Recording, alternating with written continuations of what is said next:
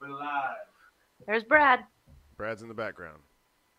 Don't mind him. He was twerking earlier. Well, he's fucked up on the timing.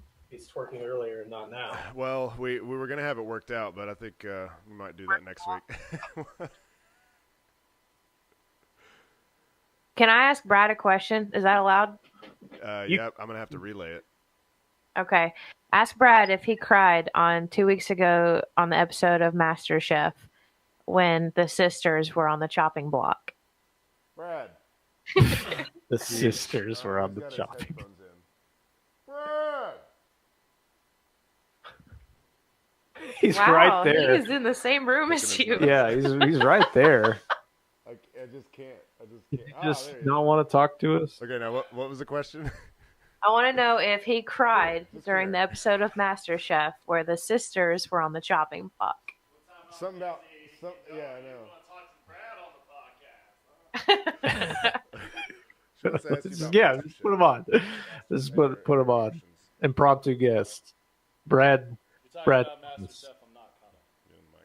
Verbal Assault alumnus. You're on. Brad is on. I'm on. I'm back, baby. What's up? Back in action. Here, y'all got some questions for Brad.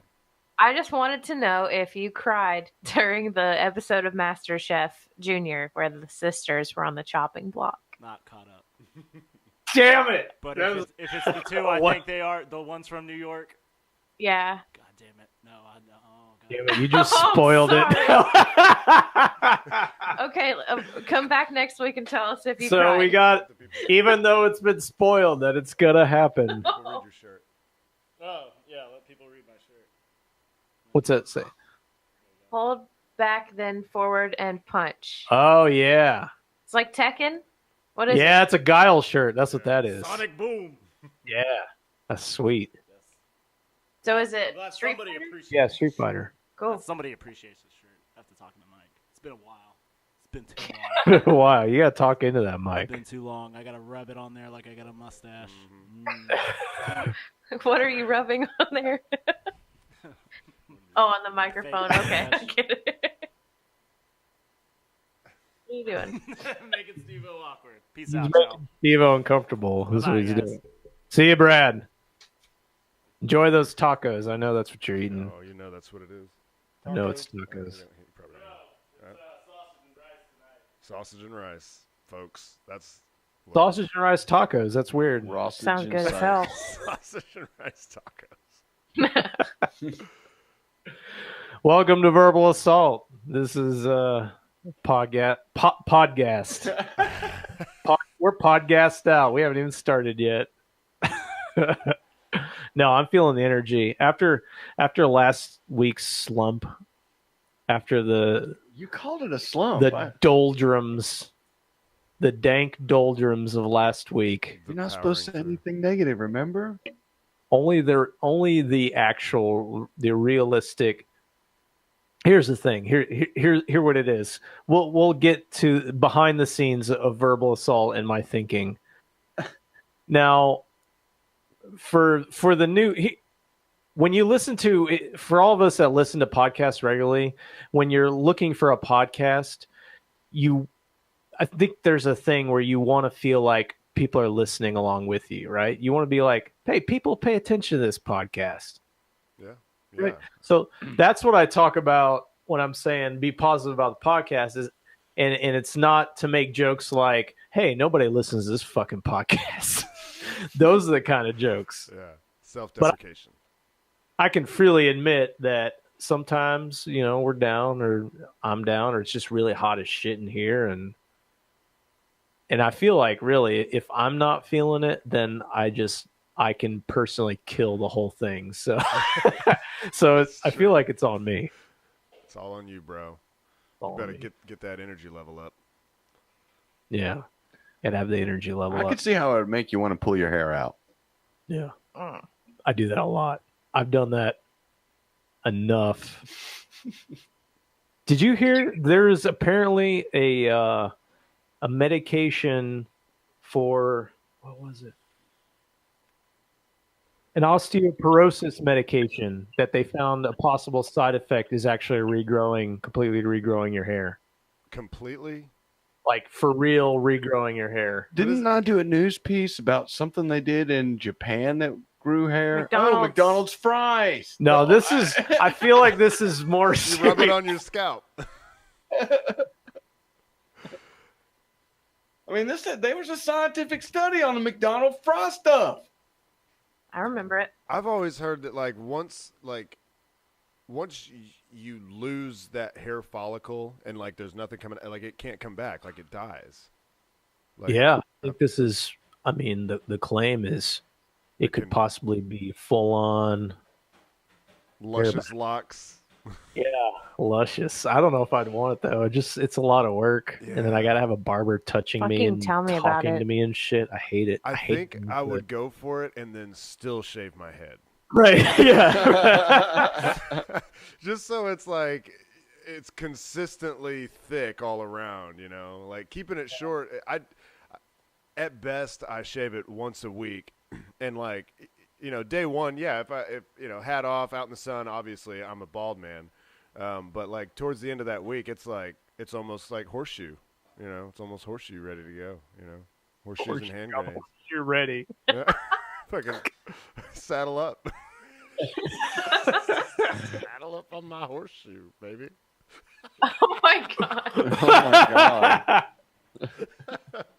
Baby. But yeah, no, I mean, it'd be cool to still have a shaved head, but have the hairline come back to in front of this scar. This scar right here used to be a little behind my hairline, I don't know if y'all can see it. The people on the stream definitely can't see it. But. Yeah. I can see it. I'm still just trying to think about how you've heard of. I've heard about riding I've heard about a mustache ride, but the horseshoe ride. How's that? No. I want you to sit on top of my head. Sit on my horseshoe. On the horse, right on the horseshoe. On the top, not on my face, but on on the face. top of my head. Yeah, on the top. It really gets me there. That's crazy. It's my special spot. Very sensitive there. My soft spot when I was a baby never healed back completely, and it's a very erogenous zone. What do you think would happen to me if I took that medication? I don't know.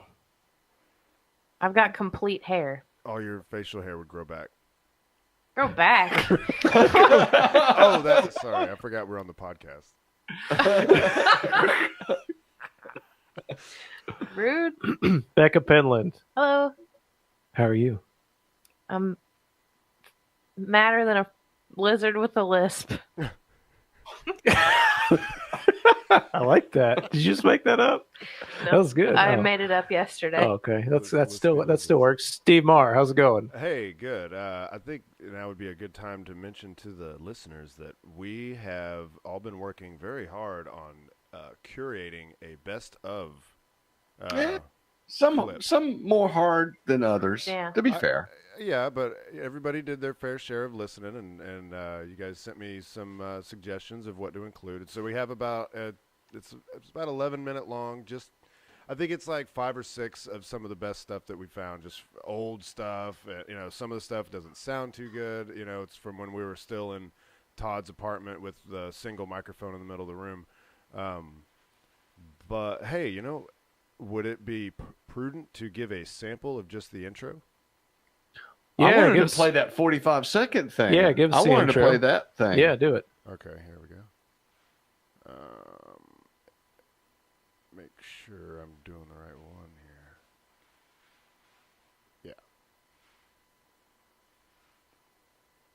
Right. All right, here we go. Welcome to Verbal Assault, the podcast Silly putty. that lives by the sword, silly putty, and falls on its sword. Who wants to pay $25 for just the torso of a little boy? You know what I'm saying?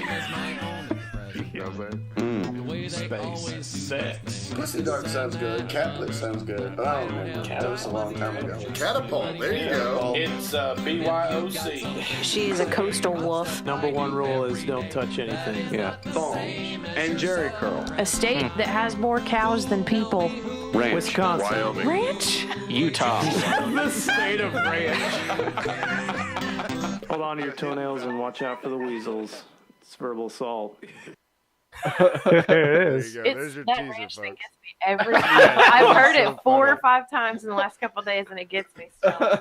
Man, Ranch. the coastal wolf story. I had to put that one first because it was just so funny. And at the end of the bit, what Nathan says is just. When I was editing it, man, I could hardly hold it together. It was just so funny. Hey, that makes me feel really good, man. I appreciate that. Yeah. I like to hear somebody laugh at my shit. So are you? I think that's the best. I think that probably is the best stretch. That whole bit Yeah, is the it's best very thing, good. Yeah, we've done. I think. But Are you done editing it? You think? I think so. So Patrick sent me just like his audio file of that rap that he did.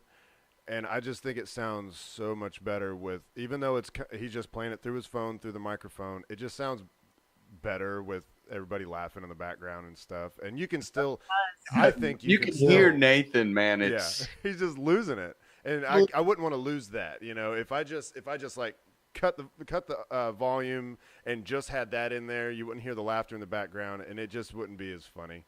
I do think, and I sent you this in the text. I do think we need to find a good Johnny story to put in there. We just have to find a succinct enough piece of it to get in there. I was also maybe thinking, just get Dave to tell us a new one. what Okay. if some of our most loyal listeners had a couple of favorite bits? It's actually a lot easier for someone on the outside to find that, because when you're looking at your own stuff, it's a little harder to, look at it objectively. It'd be really cool, to have somebody on the outside be like, hey, this bit right here, don't know where it is, but, even if we just had an idea of, what and when, and, maybe we could find it. And our pal Dylan, I know, has been going back through the whole backlog, so he might be a couple months, maybe a year back in the shows, and see if anybody has any parts that they remember that they thought were really great. Just let us know, and we'll find it. We'll try to and think It about. doesn't even have to be funny. I think we've had some pretty good serious moments too. I think. We Dylan, usually try to keep it funny though. Dylan, if you have heard Todd and Dave do swirling and rolling down the old Mississippi, if you can tell me where that is, I will be so grateful. oh, I remember because swirling and rolling. Swirling and rolling. Swirling and rolling. Just swirling. I've been Just looking rolling. for it. it's It's those early. old It's episodes very are early. long, man. Yeah. Like They're 2.5, slogs. 3 hours long. Those old, the Yeah. original. Man, it's Dave 70. Yo, How do you feel about swirling and rolling? I'd forgotten all about it. How do you feel but about the old Mississippi? muddy? It's Kind of muddy. muddy. isn't it? It's got a lot of S's in it. It does.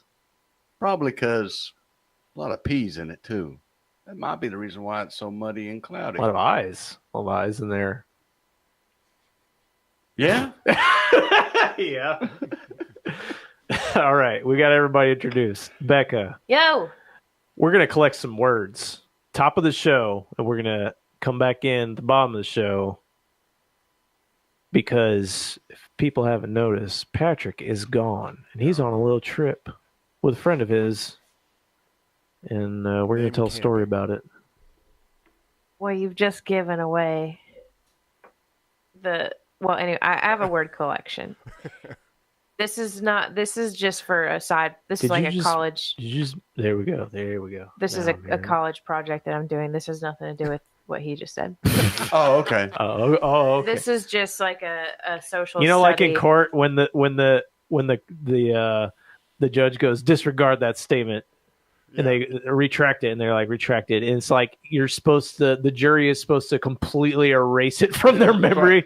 It's just like that. Erase it. School taking it The away. The jury will strike that from Strike the record. it. Strike it from the record, from your Strike. mind. Forget it was ever heard. All right. Are you guys ready? Yes. Ready? We should do this like that game, that 5 seconds game, where I'm going to call one of you out and tell you have 5 seconds to give me this. Oh, you're gonna do it one at a time. Ooh, I don't okay. know. All right. All right. Okay. Are Be you ready. ready? I'll do it clockwise so you guys can kind of know it's coming. All right, Dave. 5 seconds. Give me an adjective. I'm trying to think of a good one. Sorry, I can't do the 5 seconds. Can you just do that whole phrase and make that? No. I was thinking listless. Okay, sounds good. Okay, Steve-O, Yes. give me in 5 seconds a place. Any old place. The what is it called? The Richet structure. What? What? It's this really weird geographical formation in Western Africa that you can see from space, and it looks like an eyeball. It's really cool. That's good All that right. people know that for later. Yeah. They'll have context. All right. Right. Nathan, 5 seconds. Give me an adjective. We're gonna have to change Strikes this. again. Grungy. Okay. Everybody Yeah, together let's just now. everybody do Let's do an adjective. So many adjectives. I don't like adjectives. Just keep a bank Silky. Silly, that's good. I of them. like Keep that. a bunch of them in your head because Silky. there's a lot Yeah, of them. silky. Okay. Plural noun. Buttholes. Buttholes.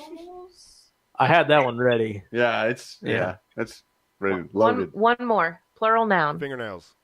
Fingernails. Hmm. Okay. Let's do a regular noun. Just a single noun. Foreskin.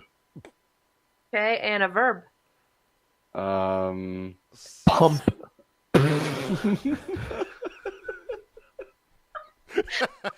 Get exactly. Pump. Okay. Noun. Baby seal. It's Mm, really easy for me. I just name what I Like- see. Verb ending in ed. But Okay. Action verb. Wouldn't dunked work for that too? Well, we've already got. Why would I use that one twice? Oh, I thought you were just correcting that it was not just a verb, it's an action verb. Somersault. Okay. If I can spell it right, I put SAM, so it's somersault. Give me a plural noun. Suspenders. A regular noun. It's a regular. What does that mean? A regular noun. noun. Just a It's Just a singular, regular noun. singular noun. Yeah. Cock ring.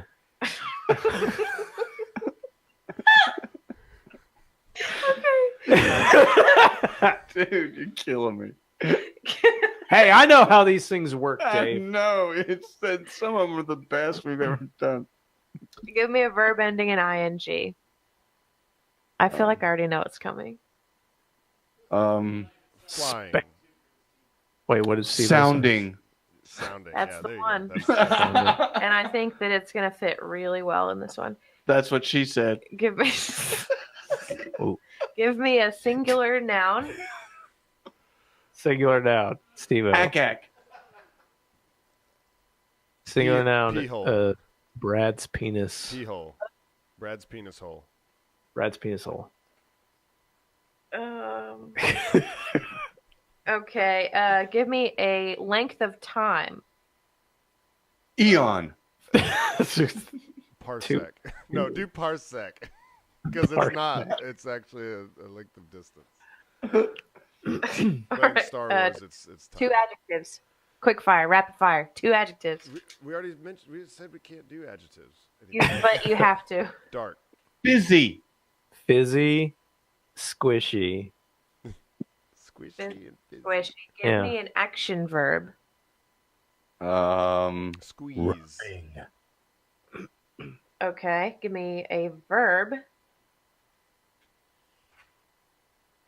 Oh, just a verb. It sounded like there was more. yeah, that's what I was waiting. Peel.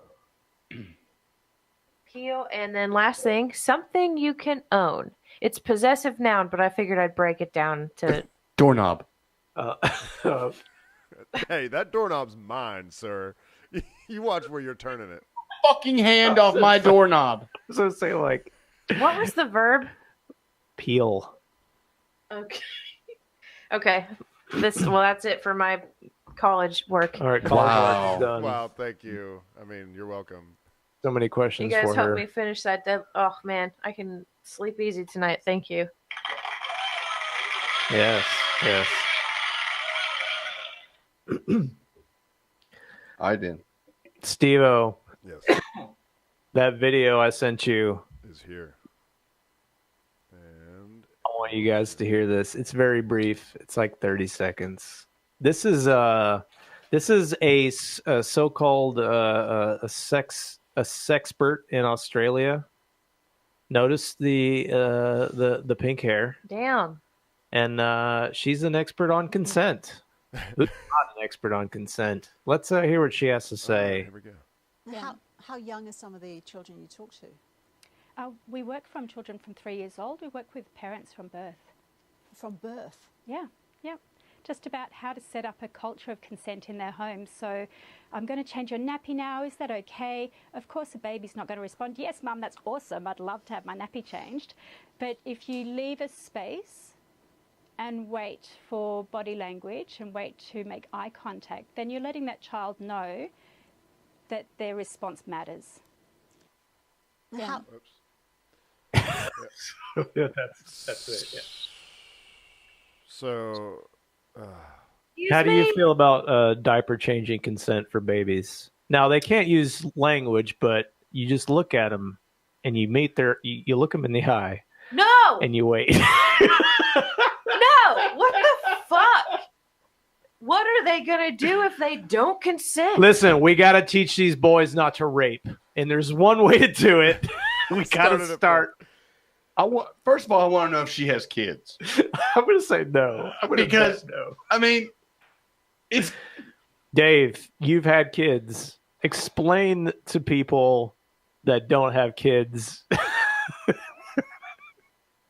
I mean, anybody that doesn't have kids always are perfect parents because they have no idea. They're the most to judge. But to ask a kid permission to change a diaper is, well, I mean, it's dirty. That's what you do. Yeah. I mean, if you don't change the diaper, problems happen. You get all kinds of nonsense. So, I want to know, what if the kid says no? The kid can't say no. But no. You're waiting for that consent. So what if the parent? What if? Okay, let's say it's a baby. Let's say it's a baby, and that baby just does not want to give that eye contact. It doesn't. It doesn't. It's mad at you. Somehow imply its consent. I mean, right? You just not change the diaper. That's my point. Is this is this borderline child worship? I think it's trying to, instill in your kids like, hey, you are gonna, oh man, like you get to decide what we do in this house. Look, okay, so just kind of, I don't know if it'd be considered an anecdote, but when I was a kid, one of the things that annoyed me the most was when I asked to do something or whatever, and like the answer was no, or I had to do something I didn't want to do. And there would be these instances where if I just had a reason, like why can't I just go down the street and hang out with my buddy? Like the answer would just be no some days, just randomly. It always got on my nerves that I never had any explanation, but I thought that I was mature enough to understand. I'm talking like teenage age. I'm not talking like, toddlers here. Yeah. So like there's a part, I guess just the phrase, consent and dealing with kids does kind of like, it triggers something in me. It's like, well, it would be cool if you were able to discuss things with a mature teenager when it comes to making decisions for things they can and can't do. But I think starting them as babies seems a little silly, first of all.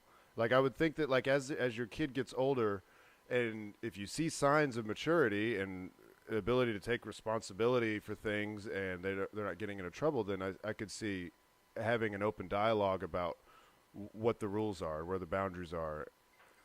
You get where I'm going? You get what I'm saying? you're looking at this like someone that can think. This is reasonable.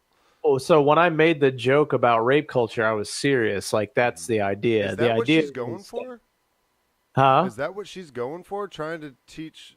That's how I That's- understood what she was saying was consent. It's Yeah, right. the idea is that men don't know what consent is, so we have to because they're all men are naturally rapists. Of course. We have to teach them from as early as possible about consent. So when you're changing your diaper and exposing your little baby penis, you need consent from that baby before you go down there to clean things up. I mean, that's literally what she is saying. That is what she's saying. I mean, one of the biggest things for me, and what was monumental in the kids coming up, was the relief of being able to communicate. Yeah. When you can discern as a parent, you get used to the cries. You know what this cry means and that cry means.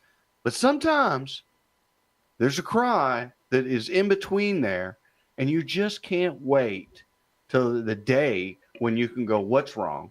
And you get a clear, maybe not even clear, but you get a response that you can work with. You know, my tummy hurts. Well, how does it hurt?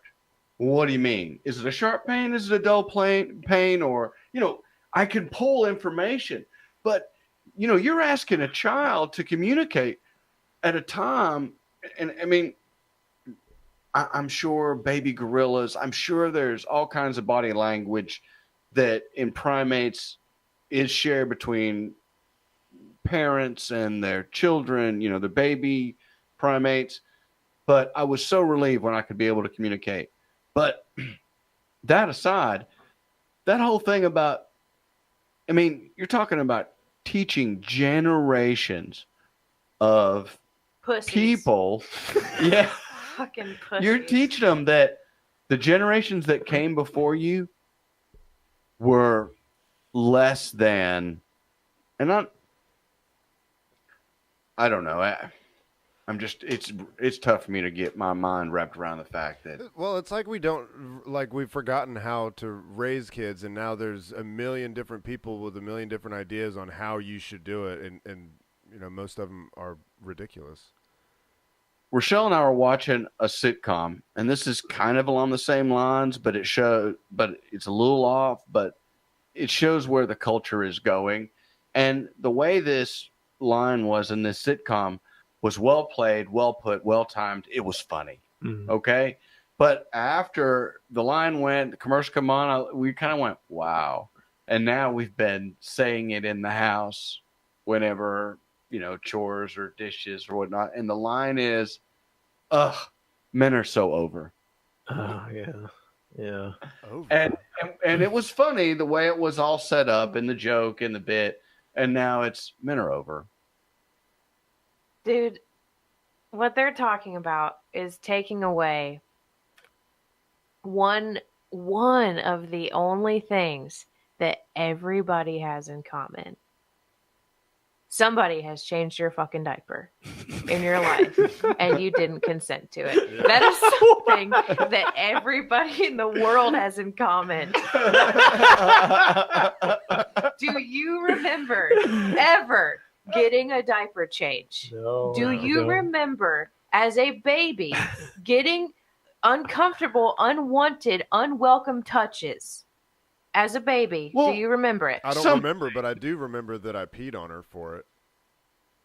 I have this very old memory of like sitting on the toilet and like being super sick. And so I have like diarrhea, and then I'm also like vomiting, and I'm trying to get into the toilet, and I'm just like puking all over myself. And my mom coming in and just being like, "Oh God, what's going on?" And I did feel embarrassed, but at the same time, she helped me. You know, it's like, it is a part of nature. When dogs have puppies that don't know how to use the bathroom, they lick their fucking assholes to help them poop. A Adults Now this care is some for verbal their assault. young. Yeah. Adults care for their young when they do not have the ability to care for themselves. Right. When the baby is older and can start to care for themselves, that's when you stop changing their diapers, because that's when they're going to start understanding. This is my responsibility. I'm going to use the potty. When you can start understanding how that system works, then it's weird to be touched without consent. But it's the natural cycle. When you cannot take care of yourself, that is what the adult, the parent, is for, is to help the young take care of themselves. It's natural. I mean, I see what she's getting at. Not Becca, but the lady in the thing. I see what she's getting at, but What do you see? Hold on. What do you see, Dave? She's trying to say, hey, we need to talk about what consent is and train the young men. You're right. Men suck to begin with, but in the whole theory, she's not. She's not right that men suck to begin with. She's not right about that. That is not right. That's not what she's saying. No, she's saying that, but Oh. she's not right. Men don't just suck to begin with. No, that's not what I was saying, that she was right. I was saying I see what she's doing. Men aren't suck to begin with. I'm just saying, yeah, that's right. That is what she's saying. I'm agreeing with you. I don't understand why. Okay, Yeah, I don't understand what she thinks that she's going to accomplish by the time she starts it now. And she's talking about something that doesn't exist anyways. It's pseudo social science. I don't know. Yeah, it's that. I Yeah. mean, it's. Yeah. I guess that's what it is. No. Social justice, but Don't get me wrong. I understand that there are cases, way too many cases, where children are inappropriately touched, and I'm not condoning that. I'm not saying that that's part of nature. All I'm saying is I learned in the correct steps what is and what is not a welcome touch, as most children do in school. You're given the talk. If somebody is touching you and you feel uncomfortable, Right. say something. I learned that when I was old enough to understand it. Before that, I had no reason to learn it because I was a baby. Yeah, there's no way to teach that lesson that early. You can't, because you don't get it. A baby is not going to benefit when they're 25 years old from when they were 2 seconds old, waiting to give eye contact to their fucking mothers before she would change his diaper. That's not going to affect you when you're 25 years old. It's not. I do not understand this, and it makes me so mad.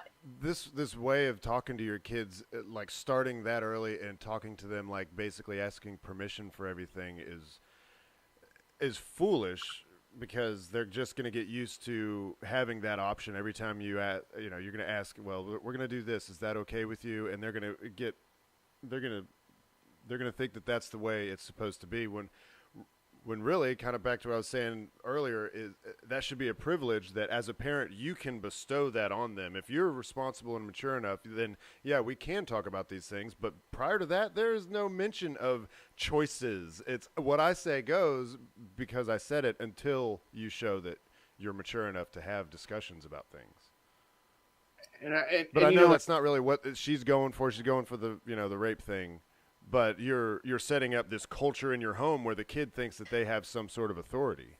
Yeah. I mean, in the vast majority of this generalization, it's not a problem, and the people that it is a problem, I don't want to say that it's only impoverished that you have these strange situations, but I mean, people that are molested and treated poorly, there isn't any one thing that says this that is a marker of that. Yeah, like this wouldn't have happened if I had asked for consent to change my baby's diaper. I mean, so I can't even wrap my mind around what this lady's saying. I mean, I can, but I can't take it seriously. It's just that's the problem. There- I can't give it credit. Yeah, I mean, the thing is, it has gotten pretty serious as far as there are people that are so wrapped up in their ideology that they can't even see. They're not even seeing reality. And we're going to talk about other things with that later. One example I saw of this, though, on a video recently, and this guy, Dave Rubin, me and Becca saw him. He was with Jordan Peterson at the talk when we were out there last year. Dave Rubin is he's more of a liberal guy, but he believes in free speech. He's married to a dude. He's a gay guy married to a dude in California, and he just interviews people. But he's very concerned about free speech, and generally on the issues, people would say he falls to the left side of that.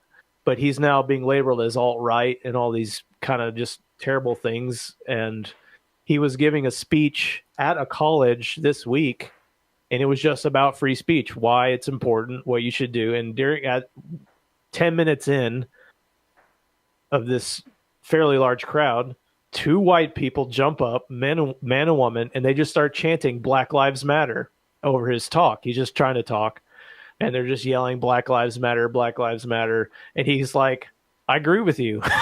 He's like, Black lives do matter. Black Lives Matter, Black Lives. Yeah, I get it. I know. I think so too. I think their lives matter too. And they just chanted, and he just, when Jordan Peterson has had these things happen, he's definitely he stays so cool, and he'll just keep talking. People will chant over him, and he'll just talk. He'll keep going. But Dave Rubin was just like, he lost it within a few minutes. And he was just like, shut the fuck up. He's like, why don't you did you think they came here to hear you? Shut the fuck up. So he kind of lost it a little bit on the, I mean, I would lose it too, but yeah. They eventually did shut up when he even said before he started, he's like, I understand if there are any of you in the crowd that disagree with what I'm saying, I understand that. And at the end of my talk, you will have as much time as you want to challenge anything, whatever I'm saying. He set that up at the very beginning, but people so hard locked in these kind of ideologies, they don't believe in dialogue. They don't believe in, because you're already evil. Like, I've already made you an evil person, and if I talk to you, then I'm supporting your evil, vile behavior. And everybody on this side is going, on that side is going, well, we don't do any of this. Like, what are you talking about? We don't do any of this stuff. Yes, you do. And then they pull out these things that are, things totally taken out of context, things that aren't even true, lies that other people have told. They don't even look into what's actually being said, and they're not interested in that dialogue, because there's this thing, like, a lot of people, and everybody does it to some degree or another, like when you hear a new piece of information, a lot of the time our reaction is to either just immediately accept it or immediately reject it. Mm-hmm. Like, we've already got our slotted opinion, and when it comes in, it's just like, bam, bam. And that's not really thinking. What thinking is, if you hear something new, you go, okay, well, here's what I think, and here's this thing. Now, I am, in my mind, I'm going to have those two things go against each other. I'm going to have this side of me that goes, okay, well, what's this mean? And then I'm going to have this side that goes, what is this? And then you work those thoughts out. Mm-hmm. Like, everybody I listen to, I don't agree with everything they say, but I'm looking to think about it. That's what I am to do. You're also being courteous. Yeah.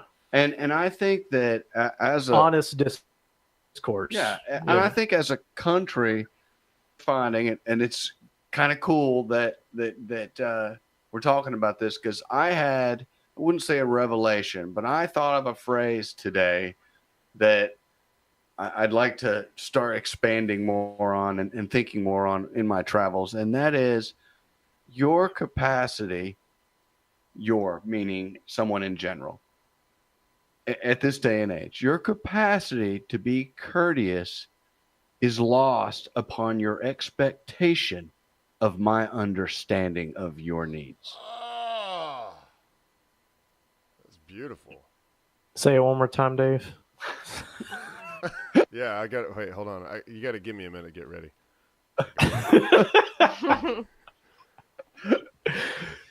your capacity Yeah. for being courteous is lost on. Now you're going to make me mess that. Is lost by your. God, now I've screwed it up. Oh, no. I just said it right. Now you make me call me on the spot. Your but I'm not putting you on the expectation spot. I've just drank too much at this point. by your expectation of my understanding, of your needs. your capacity Yeah.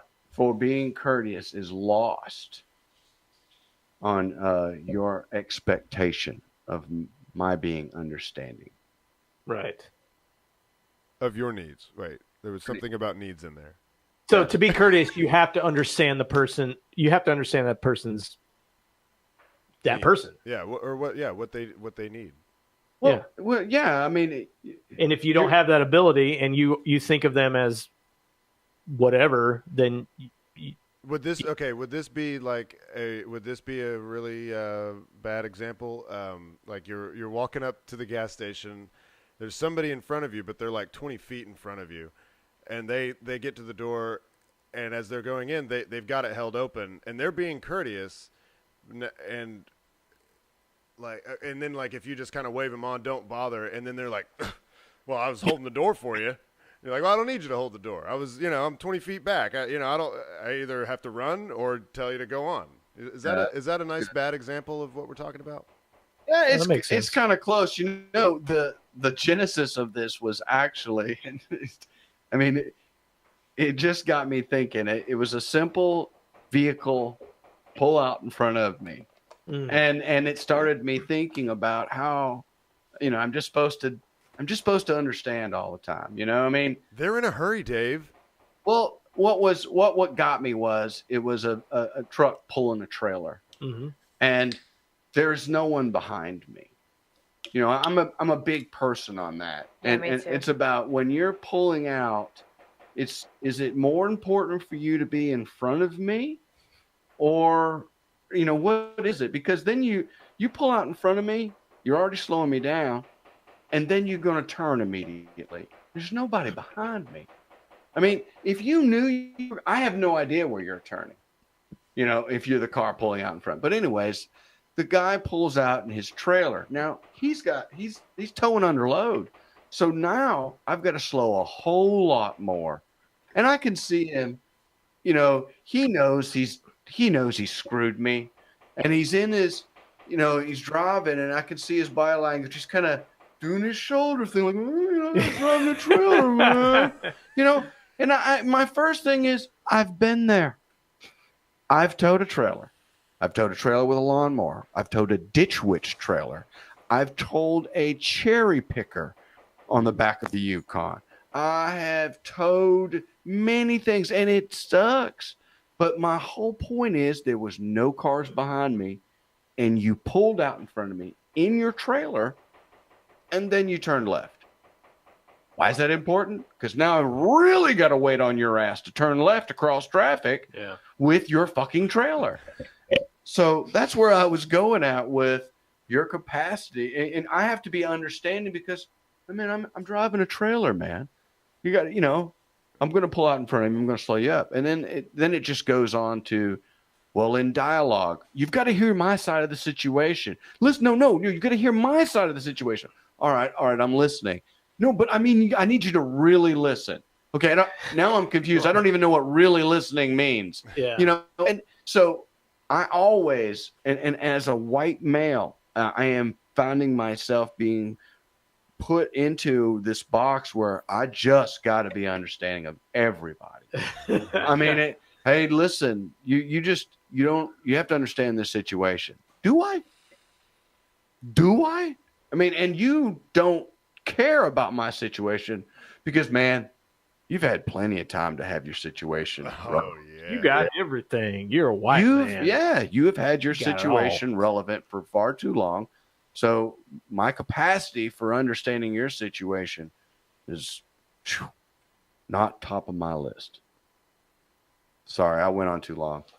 Do you guys want to hear what Deanne Carson has to say to her to her haters about this. That's the Is that woman? who that Yeah. lady is? Oh, sure. Oh, okay. Yeah. Okay. Like, okay. She's been receiving a lot of backlash. I'm sure she has. Yeah. And she says, I gave an interview the other day about teaching consent to young children.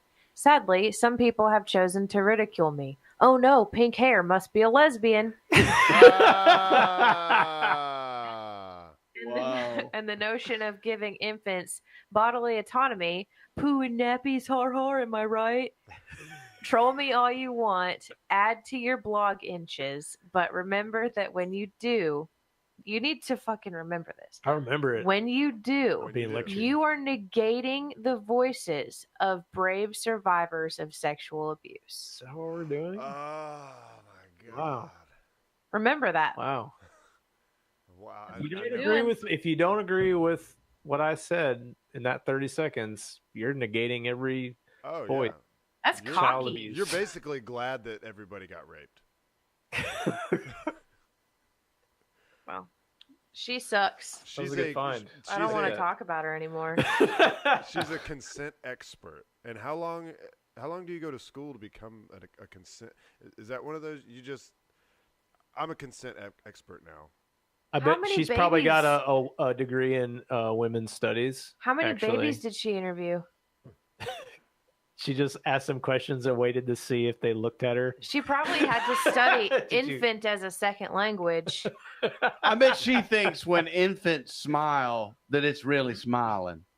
She doesn't realize They that. get me. They really get Yeah, me. she doesn't realize that when a baby smiles, it's actually just farting. It's got gas.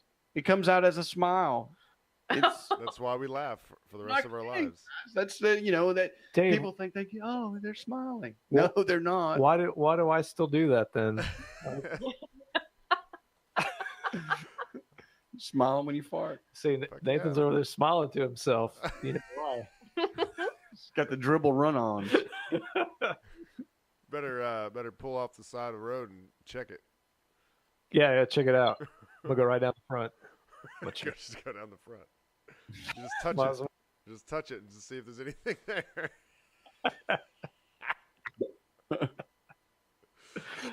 Steve-O, What? you What? you had a question that you posed to Oh, us, yes.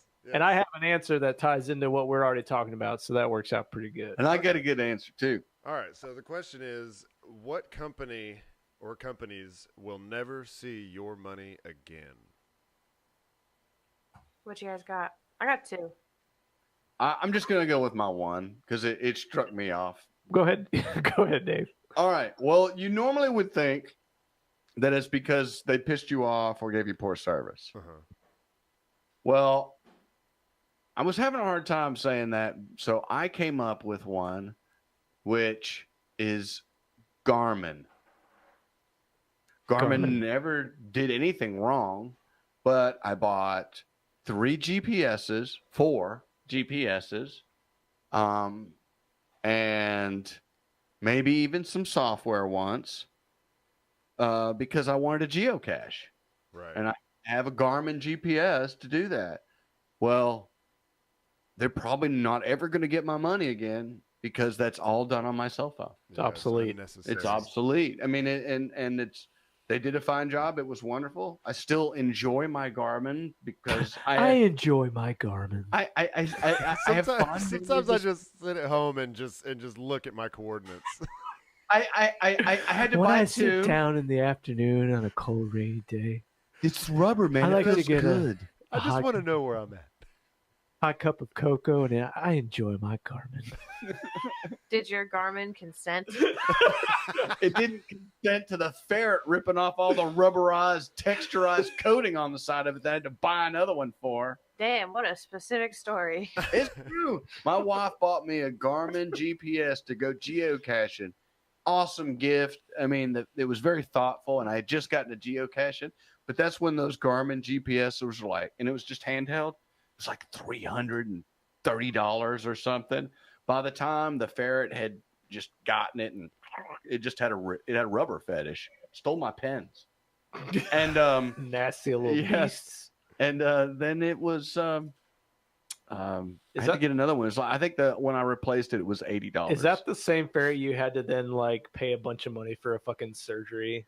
No, different ferret. Okay. That I ferret, was like, that ferret really- did not have the rubber fetish. Okay. No. That fucked you over in a different way. Yeah, man, he's doing my pants, man. My pants. Becca, what's your answer?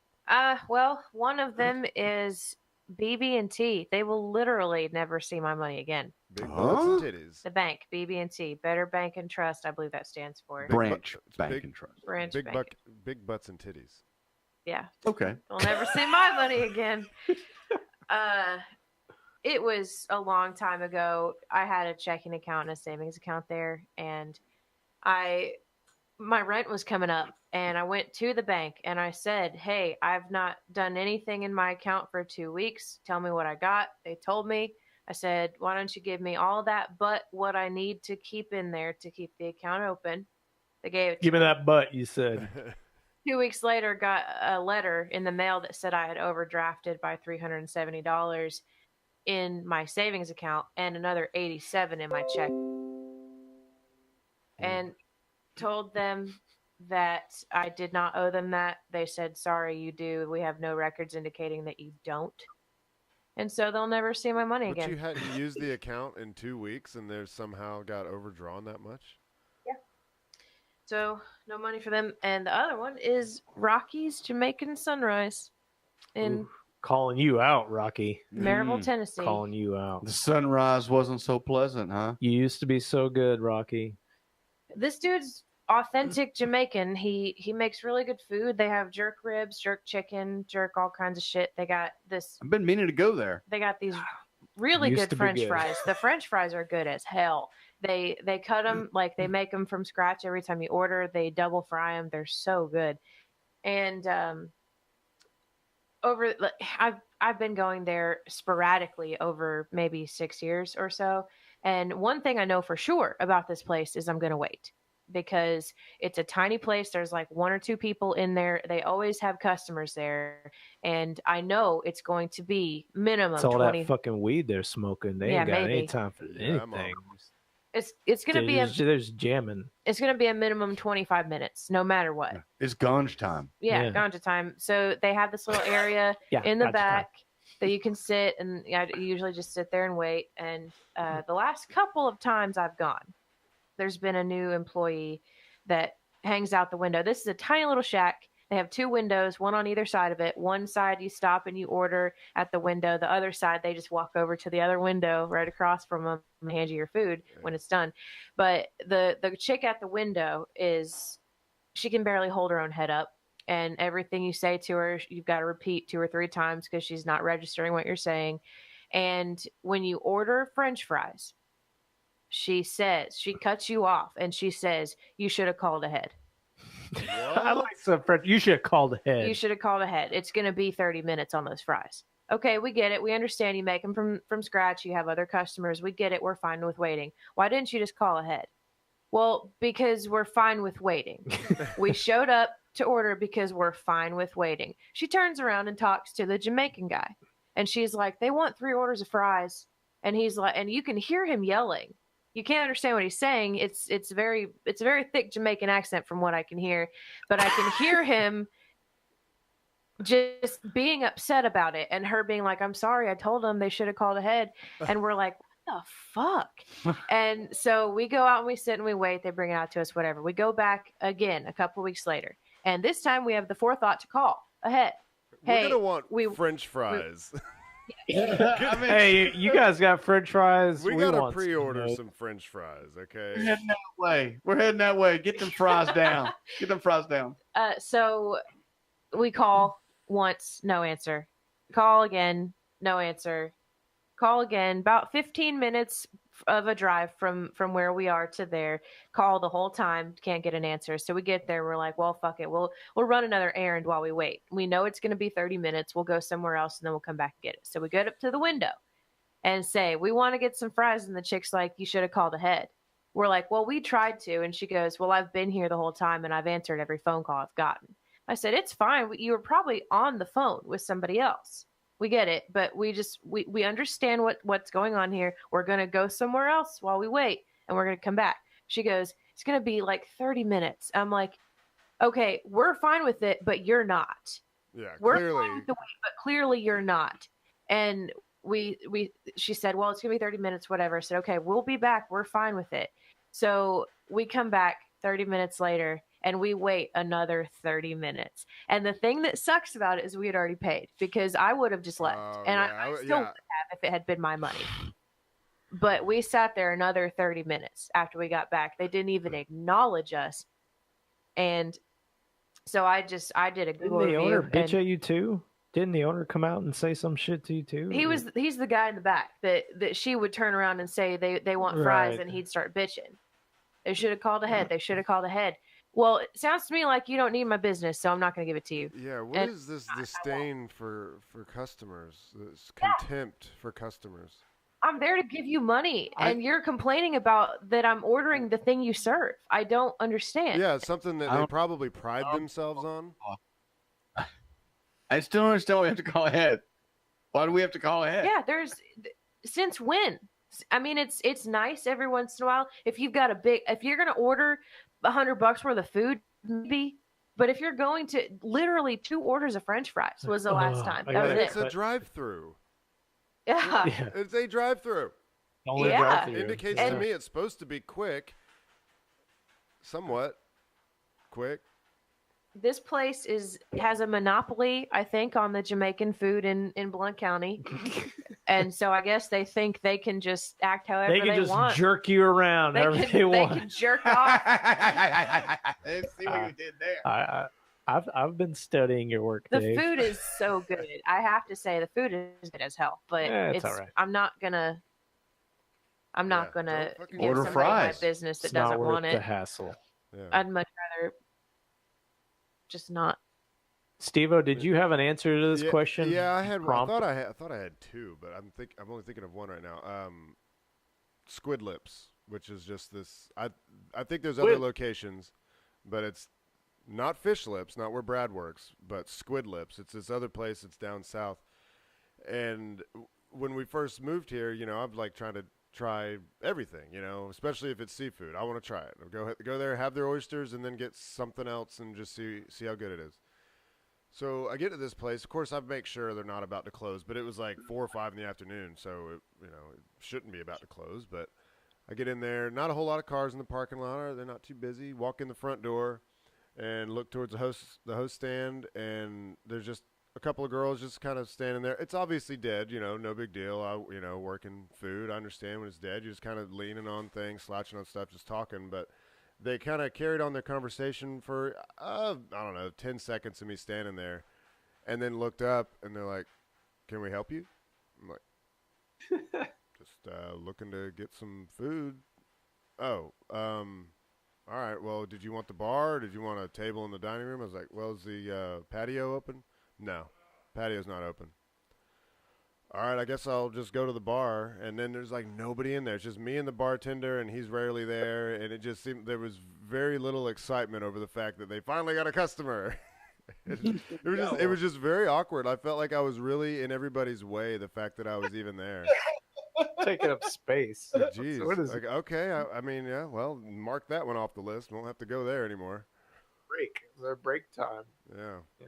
Don't you know that this is not when the rush is? Yeah. We don't do anything right now. Yeah. Come back during the rush.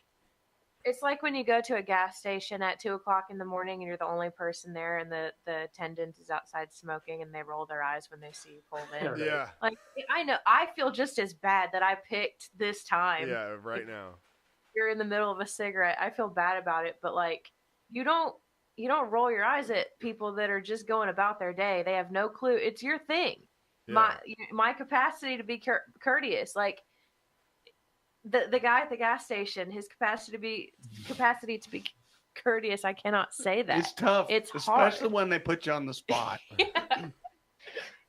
I'm not thinking about when this guy's going to be taking a cigarette break when I pull into the parking lot, but you're going to make me feel bad about that. Well, let me ask y'all. Imagine any of these businesses, restaurant, gas station. Imagine let's say you're standing, let's say you're standing in the lobby, you're waiting to be seated, and you're talking with friends.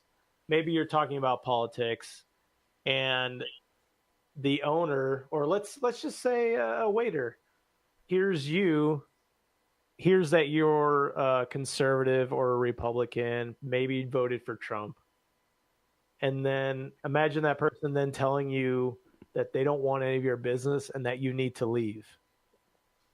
Wow. So that's basically, it's getting a little better now, but that's basically Marvel Comics right now. That's what is happening in Marvel Comics. Oh, does that So- lead us to this other link? Yeah, that's the other link I sent you. Well, it ties into this, but basically what's been happening in Marvel Comics the last few years is they made a real push toward social justice and politically correct, pushing leftist ideology in comics. Basically they replaced all their main characters with some kind of diversity thing. Like Iron Man went into a coma or something, and he was replaced by Riri Williams, who was a black teenage girl. Thor was replaced by whoever Natalie Portman's character is in the movies. She became Thor. What? Yeah, she became Thor. Spider-Man was replaced by Miles Morales, who is a black teenager. And let me be clear, I don't have any issue with black characters, female characters in comics. There's no issue with that. It's just the fact what happened is they decided to have diversity hires. So what Marvel Comics said is, we're going to be as diverse as possible.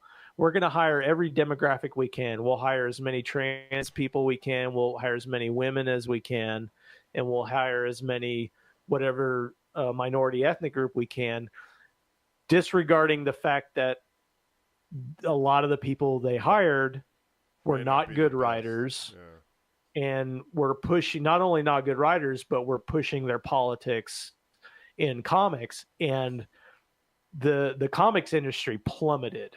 It's like it is a mere fraction of what it used to be. What it was in the 90s, you would have the top comic in the 90s would sell like 200,000 copies for one comic, and now the top comic is selling like 30,000. Wow. And Is that switched over to digital though? no, not really. I mean, a little bit, but those numbers are counted too. They actually try to say that, oh, you don't know the digital numbers, but it's not there. The evidence isn't there. So, and that's so on Twitter now you have a guy like Mark Waid. He's one of the top people at Marvel Comics. He just got done writing Captain America. He's done a lot of shit. But he's one of those guys that basically, if you say conservative, if you say anything conservative as a comic book creator yourself, he's one of those people that will then be like, yeah, you really want to say that? You really want to be saying that? There's this group of people that are literally like, they're blackballing anybody that doesn't fall in line with their identity politics. And there's a guy on YouTube who I follow on YouTube. He's a really cool dude named, he started the channel. It's called Diversity in Comics. And he's this older, he's like in his 40s. He's been reading comics since he was a kid, and he was sick of this shit. And he just had a YouTube channel where he pulls up these like just terrible comics, and he like, hey, here's what happened to Spider-Man. Spider-Man used to be awesome, and now he's like this cucked out dweeb that like asks his girlfriend for permission to go and like it's really, some of them are so bad you wouldn't believe it if I described them to, like they're really terrible, and it's literally just bad writers who were just hired just so they could say we're diverse. And this is what Dave Rubin was talking about in his speech. Like he said this at the very beginning. Diversity is really about diversity of thought, diversity of opinion. Like if I'm only thinking of you as your color, then how am I any different than somebody in the fucking KKK? How am I any different? Exactly. And that's what these people are doing. And the comics industry has suffered. So recently, a new guy was hired at Marvel to try to, I think, hopefully to kind of fixed some of this stuff. He hasn't come out and said it directly, but you can kind of see that going that direction. But it seems like this guy, Diversity in Comics, was one of his main influences. So what I sent to Steve-O was a link to his comic that he just created. He's done comics in the past. He's a writer. It's called Jawbreakers, and basically it was kind of influenced by the Expendables. It was just like, here's an action comic. This is like what I wanted when I was a kid. What we want in comics is superheroes and interesting stories, interesting characters, and just action. So he started to do this comic. All the time he was getting criticism. He's only got 65,000 subscribers on YouTube. It's not a huge YouTube channel. But he started to do this, and people said, oh, this is going to fail. This is bullshit. And they said that before he started. And then when he started, they ignored it. So what he did is he got this guy, John Malin, who was one of those conservative artists. He did Cable for Marvel magazine a few months, like half a year ago. He did like 5 issues of Cable. And we were talking about boycotting. I had not bought any Marvel comics. I haven't bought a ton of comics, but I hadn't been buying Marvel just because of that, just this shit that I've been hearing about. Those are the first Marvel comics I bought were his that he did. Well, since he was a conservative and he came out vocally and liked diversity in comics because he was saying these things, he's not drawing for Marvel anymore. He's not getting any more jobs. So basically this guy, Diversity in Comics, hired him, said, I'll pay you this much. I'm going to do this book. I'm going to hire this other guy to do the coloring. And he did an Indiegogo. It looks really good. I mean, the artist or the artwork looks really good. Oh, the dude's fucking awesome. He's amazing. Like, it's amazing art team, but they were aiming initially for 40,000 to do it's basically like a short graphic novel, and they've stretched it out to 210,000. And what's happened now is that a lot of these comic book creators that are in this kind of ideological, they're calling him a racist and a bigot and all this stuff. And he has like one kid that's half Mexican and the other kid that's like Asian Muslim. Like, they're calling him a racist and all this stuff. And what they've done now is they're colluding and trying to influence and push other comic stores to not release his book after the Indiegogo. He has a publisher. They're trying to blackball the publisher. They're trying to basically harass and bully anybody that says any comic book store that says they will carry the book. And literally, when that started to come out, his numbers went up like 30,000. Went up $30,000 in one day. Cool. So my answer was Marvel Comics. For that question, now they've kind of gotten a little bit better recently because, like I said, they kind of switched it up because they were seeing somebody at the top said, hey, we need these comics made so we can make movies later, because that's where the money is, right? But so yeah, check that thing out. It's awesome. I backed it a few weeks ago for $25. And the thing is, like, the more people that backed it, they added more and more pages to it. And right now it shows as high as the 150,000 stretch goal is. Well, it says unlocked. I assume that means it's been reached. It doesn't say the next goal, but yeah, the last goal I think was the 150,000, okay. And then it was just kept going up because of all that stuff of the people on Twitter. So just all that really was it ties back to all those things we're saying. This idea that you can't have a different opinion, and even the idea that these certain people are pushing the idea that free speech means you support bigotry, and that's not what it is. That's insane. I can't believe that is where it's going. Like, free speech is becoming an argued belief.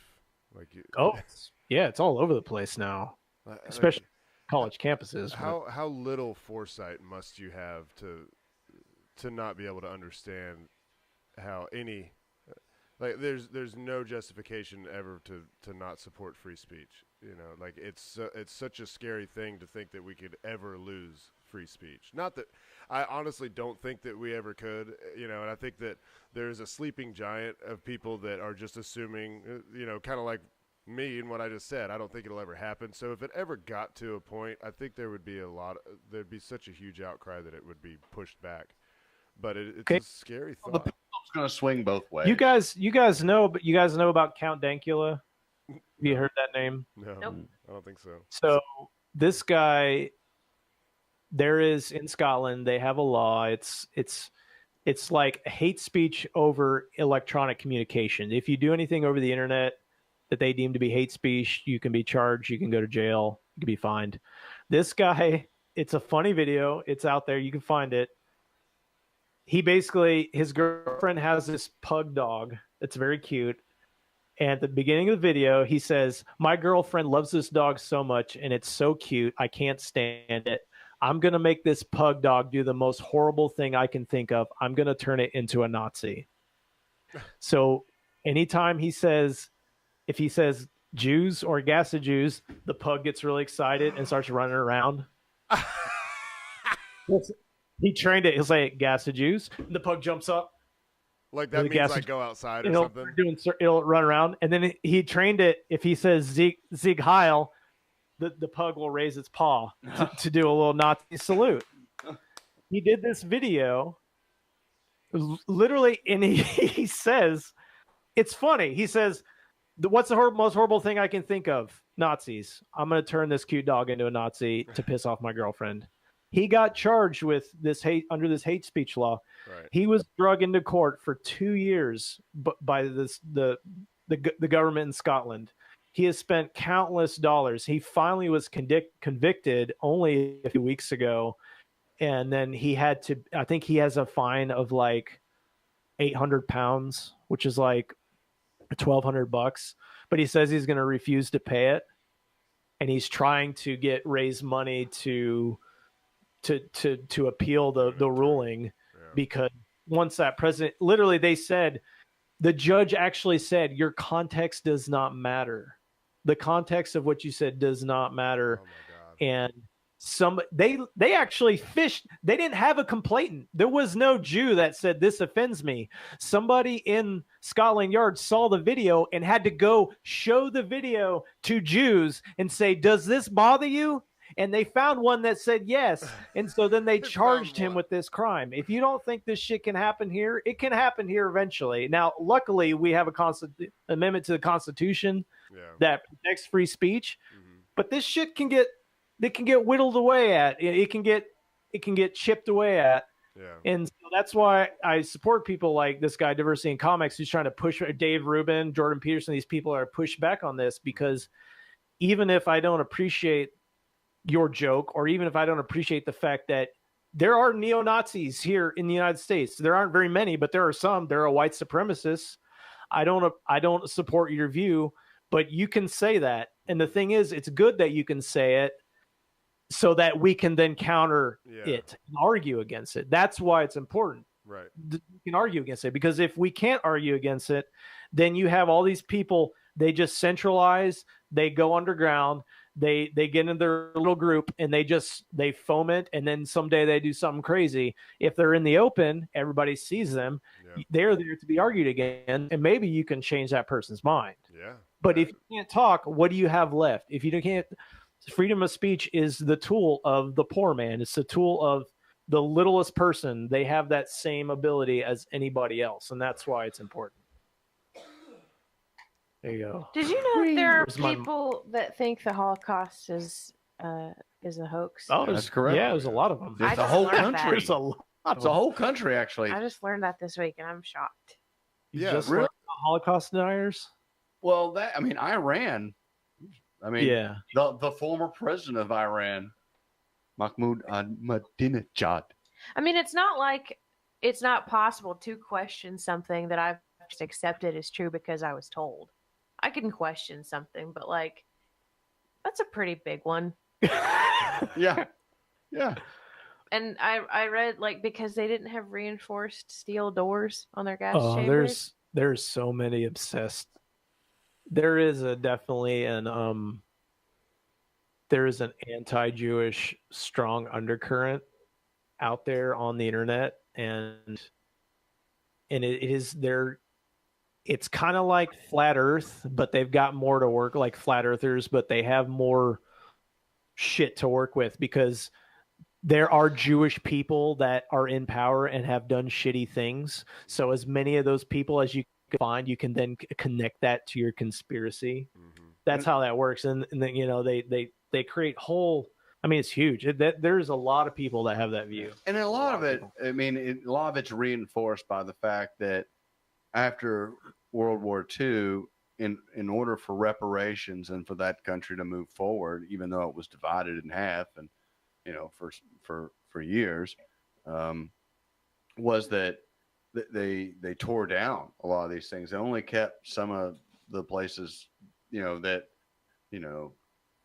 to remember the pain, but it's not like they're tourist facilities. You can't go. I think I'm going to go hang out over at they tore down a lot of them. I thought there are some though that you can tour. Auschwitz is but still there. Auschwitz is still there because, but as a reminder, but out of the total capacity of all of them, it's but a handful. There, I mean, it was.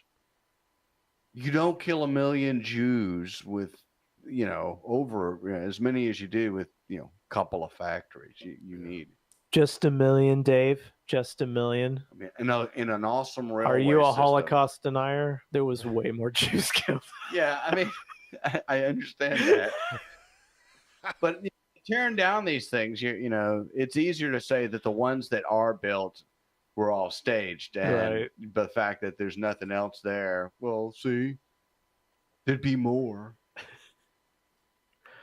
Does anybody else have anything else they want to throw in on the free speech? Any of that? I don't think we beat shit, that. Fuck, cunt. I can't tell if that's cutting out or you're just doing that. That's. I was doing it. Like, make it sound like I'm saying things that I shouldn't say. Yeah, it did. It was awesome. The thing is, you do cut out like that anyway, so Sometimes, it's confusing. Okay, well. I just got an email from Patrick. Oh, you got an email. Yeah. Oh wow. Cool. He must have sent it right before he went off Yeah, into right the woods. before woods. He's out in the woods with a couple of his buddies, and where they are, they have no cell reception. So it's one of those Brian Baldwin. Yeah, I think Brian. It probably is Brian. Brian Baldwin, Yeah. good So friend did you of get the this show. email via carrier pigeon? No, I have email on my phone, Dave. No, the email was put in a thumb drive, and then the pigeon they carried had it. self-service. He said. No, that's why I said he sent it right before he went into the woods. Because this is apparently, I guess it's about the road trip there. Oh, I see. Okay. He even he titled his email. It was weird. My road trip with Brian. Oh, there it is. Huh. Sweet. Okay. He's probably gonna be so mad at me for reading this to you guys. Okay. Okay, so it says on the listless trip to the Richet structure. You know that Richet structure. You know about that Richet structure over there in West Africa. Looks like an eyeball. Oh yeah. My grungy friend Brian and I decided to invent a game. Since this would be a rather silky trip, it would need to be a game with buttholes and fingernails. Yes. Yeah, it would. Especially with those two. Using our foreskin to pump. We tried to get the baby seal next to us to play too.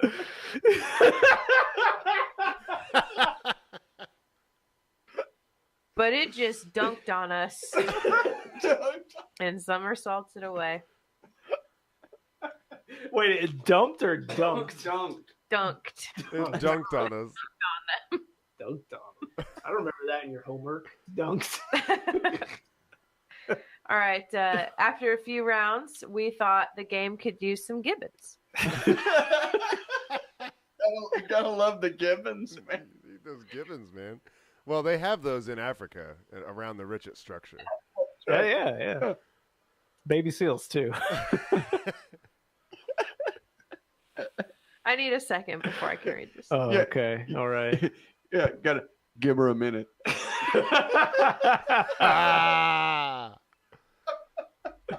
I give that joke, Dave, my seal of approval. And you really dunked that one. All right, so to remind you, Yeah. they thought the game could use some gibbons. Right. So we turned on the cock ring and started sounding to Brad's penis hole. Yep. Sometimes you gotta kick it into high gear. You can't fuck around with your road games. This lasted for an eon before I got fizzy and decided to rub.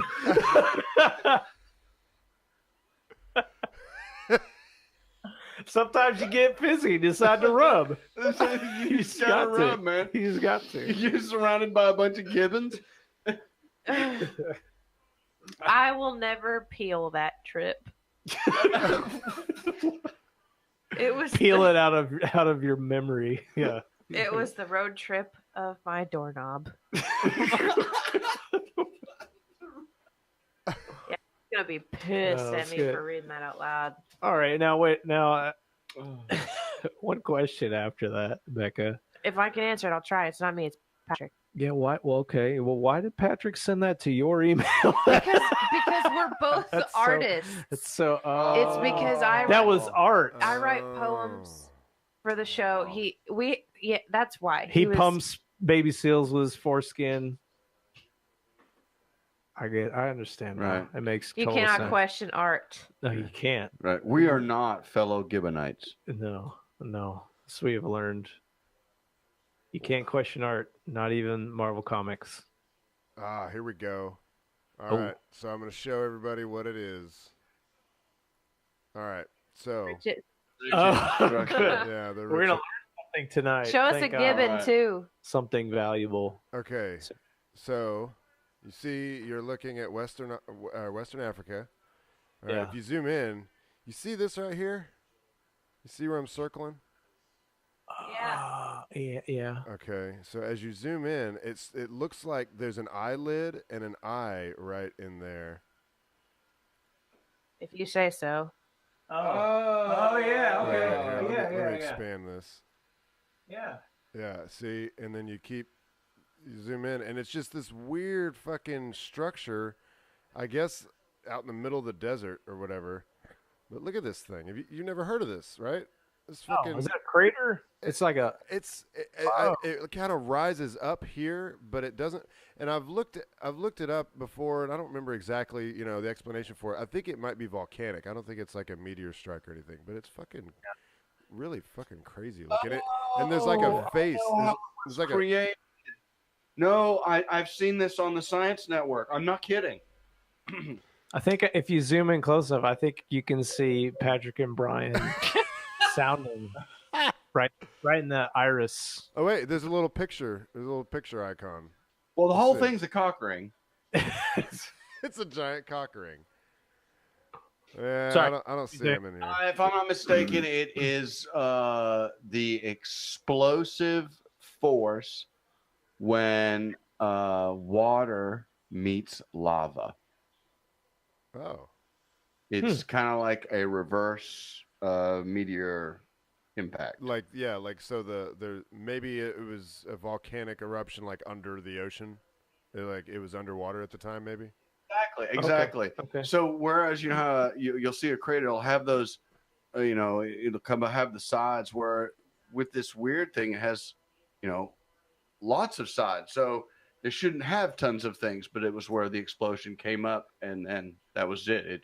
It's actually one of the most violent eruptions that you can have. Oh yeah, because when the lava hits the water and the water becomes steam, that's violent. Yeah, here's an aerial, like kind of glancing shot at it. Like an airplane, just like one of the places you can go in Breath of the Wild. I knew that sense. Yeah. It was gonna be a Zelda. Look at that. Zelda Link. Crazy. A Link. Yeah, so if anybody's watching the thing, watching the stream, the reason I've had this screenshot up here the whole time is because Becca intended to send me a link, and she sent me this, so that's why it's there. Just Just I to don't fuck know with how her. that I don't happened, know. and She frankly, sent me an email. She says there was a link in there. There was no link. There wasn't even a picture of link. I had a Hmm. just a picture. linkless I email. googled a picture. I was looking at that picture. I tapped on it. It said Mm. share. I hit Mm. share, and it said, "Who do you want to share with?" I said Gmail, Mm. and it took me to Mm. to the email. Mm. And I typed in your email address, and the link to that image was in the subject or Mm. in the meat Mm. the meat of the email. What would you call Body, that? body, The the email. body. Mm. It was Mm. there. Body Clearly, cavity. it's something wrong with your internet. Body cavity truthing Mm. we're having right now. It's only the torso. Hey, quick product review. We got a robot that sweeps our floors now. Yeah. Yeah, it's fucking awesome. We got a companion bot.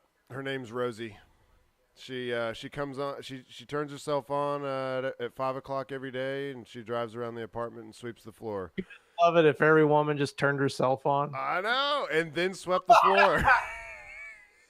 Thank you. Yeah. So hey, if anybody's like, oh man, those Roombas are way too expensive, they are, but not the off brands. We got one for $130, and we can walk around here barefoot and not have sand on our feet. Pow! You've solved the problem of Florida. Right there. Yeah. No more foot sand. The Yeah. only problem of Florida, you solved it. Yep. You Now if we get what can- you pay for. You'll Yeah. see that thing will scare you here in a minute. You think you in the middle of the you. night. It's like, I'm ready to sweep, Steven. I trim as well. Ew. I'll wake up, it'll be in my bed. I'm just trimming. Yeah. All right. It's that time of the show again. Okay. Well, I guess that's my cue. Brad's back there watching the live stream behind me, I just realized. Like, whatever I just said 15 seconds ago, I just heard behind me. That's the robot. Okay, this one is called Dank Doldrums. Yeah. Mm. Yeah. For all of us that want to feel. A medication for being able to communicate. It's very brief with possible side effects. Smiling to yourself. See how good it is? In the open, everyone sees the problem and appreciates the joke. Mm. Thank you, Becca. You're Thank you, welcome. everyone, for a great podcast. Thank you to Haywood Banks for our theme song. Check us out on Patreon. Like, subscribe, give us stars wherever you find us. What's that phone number, Steve-O? Phone number, if you want to leave us a voicemail. I checked. We didn't have any today, but I don't know if we probably forgot to mention the phone number. That phone number, you will leave us a voicemail, and we'll play it on the show and talk about your shit. It is 865-316-6955. Yeah, 55. And you know what the problem with that is that everybody's going to remember 6955, but the beginning of that is so dull, they will never remember the first number. What's the 3 before it? Okay, so it's 865, which stands for Vol, if you know anything about Tennessee. 316, I mean, John 3:16, hello, and then 6955. We're all about that Jesus. Yeah. Verbal assault. 865. You think you remember that? Okay, now every time we do this now, Dave, you have to go 865 316 What is 69. what is that voice? What is that? It's like a Disney villain sidekick. Yeah, it's like it's a little talking lizard. Yeah. Yeah. Lord Silly Putty. All right. Thank you everyone for a great Deuces. It's done. Yeah, you said like right as they were